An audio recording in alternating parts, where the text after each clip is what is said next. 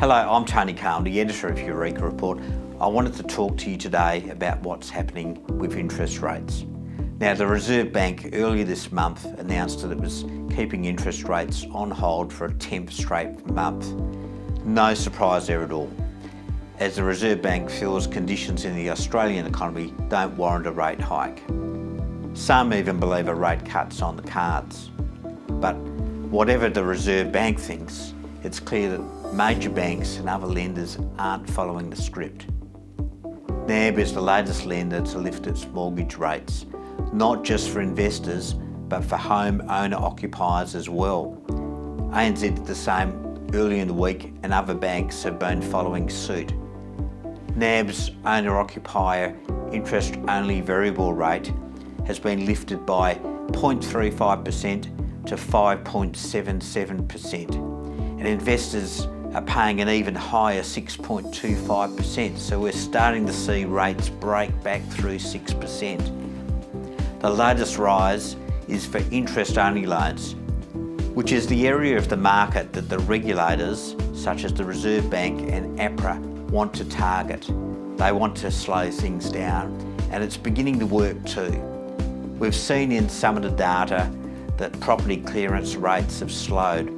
Prices have dropped in some areas, and overall we can see that the market is starting to cool off. But it is winter after all, so you'd normally expect that to happen.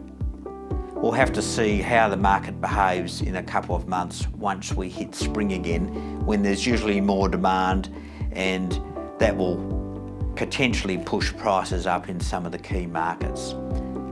But what is clear is that lenders are moving their rates higher, and all borrowers should be taking notice. Many property investors are paying close to 1% more than their variable rate borrowings than they were at the start of 2017. That's equivalent to 4 standard rate rises. Now, I've done some research through CanStar, and I found that the major banks alone have collectively made more than 40 rate adjustments since January. They've been tinkering with their interest-only loans, with fixed-rate loans and with variable loans. It's across the board, and the bulk of these have been increases overall. Loan-to-valuation rates are also being lifted, and banks are assessing the debt servicing capacity of some borrowers on interest rates above 8%. So even if you're going for an interest rate below 5%, you're being assessed at 8%. Investors with interest-only loans should be thinking about switching to principal and interest and locking in their positions if they can and if it makes sense. And those contemplating taking out finance or refinancing need to be aware the lenders are making it harder and harder. The official word is that we are living in an era of record low interest rates, but the reality for borrowers is very different. Rates are rising slowly, but very surely.